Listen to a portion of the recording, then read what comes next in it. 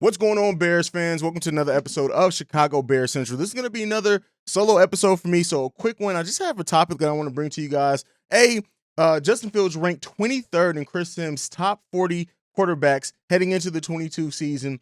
This is above his ranking of 39th last season. So we're going to talk about that. What does a successful season for Justin Fields and the Chicago Bears really look like, and how are we going to measure that success? We'll get into all that and more right after this. You are now tuned in to Chicago Bears Central, your number one place for all Chicago Bears news and content. All right, Bears fans. So I read this and I immediately wanted to come down to the studio to record, bring an episode for you guys because while I think there are going to be a lot of Bears fans that see this and they're going to react, and rightfully so. But I think with Justin Fields not really having the opportunity to prove his full skill set, he didn't have an offense that was built around him last season. He is coming into a season in which the by all stretch of the imagination, by everything that we've heard, is that this offense is going to be totally built around the skill set of Justin Fields. Not only Justin Fields, but using Cole Kmet better. Putting David Montgomery in better positions, having what we see from Mooney and hopefully him establish himself fully as a number one wide receiver, Brian Pringle, who's set to have a big season, all things like that. Yes, there's still a lot of questions with that offensive line, but him ranking 23rd, I don't look at it as much of a slight. Even in the article, if you actually read it more so than just the ranking, he says that, listen, there's a lot of wow with Justin Fields. He even goes, he's very complimentary of Justin Fields and his game. And so with that being said, I definitely think that this is going to be hopefully even more motivation for Justin Fields. And I do think that this is kind of a fair ranking right now, considering Justin Fields really has not been put in the best situations. We got Haize. That's out of here. Hopefully that stench is all wrapped and washed off the team.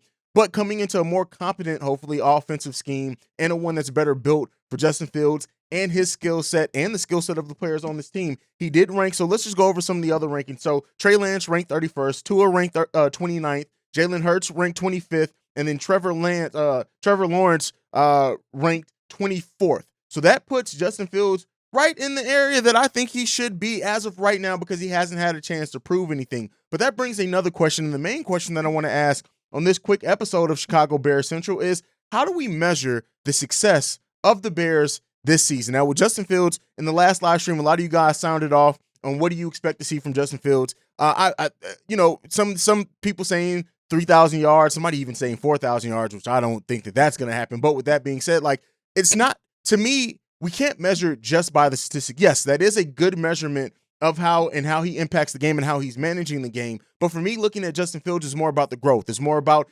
seeing him, how he develops as a manager of the game and managing of his receivers, everything, just the total package. So yes, statistics are going to play a part in that, but also is going to be watching every game to just see what his growth and development is. Not only the deep ball, not only how many yards, not only the rushing, not just any of those statistical things. Yes, they will play a part in it, but it's also going to be how he grows as a game manager, as a leader on this offensive team. Everything like that is going to play a part in how we measure the success of Justin Fields. But more so than that, whether it's win-losses, whether it's while wins and losses are a good indication of where you rank amongst your peers, right? And it's an easy way to just measure how a team's doing. But considering how far the Bears have to go, the Bears aren't going to be a contender. I don't think anybody, even the most optimistic Bears fans, even if they see them sneaking in as a wild card, even some winning the NFC North, whatever it is, I don't think anybody sees the Bears, and they shouldn't, as a true contender. So the wins and losses aren't necessarily the only indication of how this team's going, considering everything that this team's been through, considering all the prove-it deals on this team, considering all the question marks, offensive line, the young secondary that we have. I think it's really going to be about the growth that we see in the players. And a lot of those things we even mentioned in the last episode of Chicago Bears Central when all of us ended with Roquan Smith, like him developing as the leader, right, on that defense, and what that means to his growth and the growth of the players around him is going to be important. So looking at how we measure the success of the Chicago Bears heading into the season, listen, we're also not only judging the players and their growth, but what does Eberflus's team looks like with him being the head coach?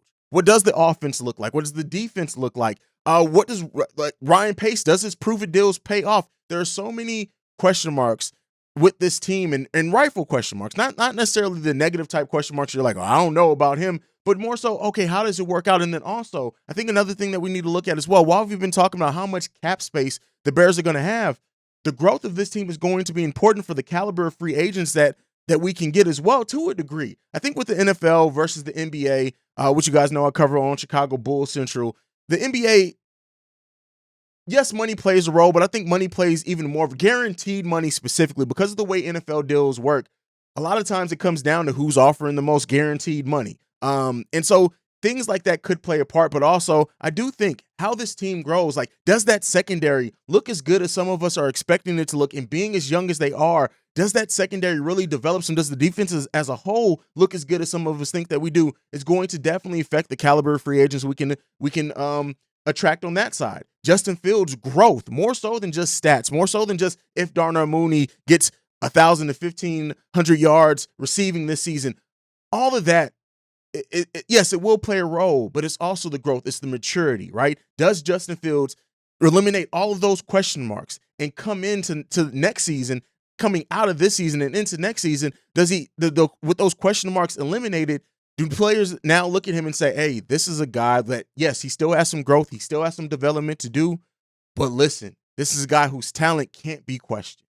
A lot of those things are going to remain. The Bears could have very well got some marquee free agents this season, but we know Ryan Poles wanted to maintain that cap space heading into next season, and it was the rightful deal to do. Do those prove-it deals. Do those one-year deals that Ryan Poles handed out. Do those pay off? How many of those pay off? What percentage of those paying off? And how the team looks overall? Do we now look at that as a successful season for Ryan Poles in his first season as GM? A lot of questions remain for this team, but I want to hear from you guys. What do you think we should measure the success of the Chicago Bears this season outside of just wins and losses? What are some of the things that we can walk away from? And you know, that's not to say that, hey, if we only win 4 games and Justin Fields has a 3,500 yards passing season with 25 touchdowns and only 8 interceptions, that means it's a successful season. No, I would say that doesn't even mean, that means that maybe Justin Fields was successful, maybe our wide receiver, but it's not a successful season for the Bears as a whole. So I want to hear from you guys. How do you judge a successful season for the Chicago Bears? What are some of the players that you're looking out for? You already heard our list. Mooney, definitely. Cole Kmet, who statistically was one of the best as far as yards per catch tight ends in the league. Yes, he didn't have a lot of touchdowns. I think that gets fixed with a much better offense in general for him. Yeah, but even Cole Kmet, like, what's a successful season for him considering no touchdowns last season and coming out of a Matt Nagy offense? Looking at things like that. Like I said, Brisker, Gordon, what do they give in year one? It's so many questions on the Chicago Bears team that I think we really have to start looking at outside of just wins and losses and what that means for the success of this team heading into further seasons. What are some of the building blocks that we can build off on? There's so many questions for the Chicago Bears team, but I want to hear from you guys down below. Please let me know what outside of just wins and losses, what outside of just statistics are some of the things you're going to be looking for that tells you this was a successful year for the Chicago Bulls, from the front office to the players, to the offensive line, to the QBs, to the defensive backs, to the linebackers, to the defensive line, to the offense, everything.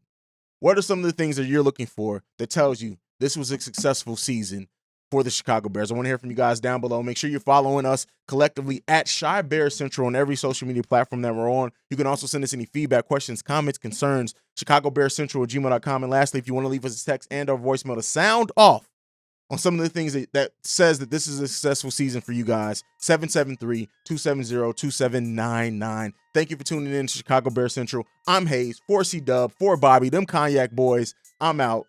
Peace, y'all. This has been a presentation of the Break Media.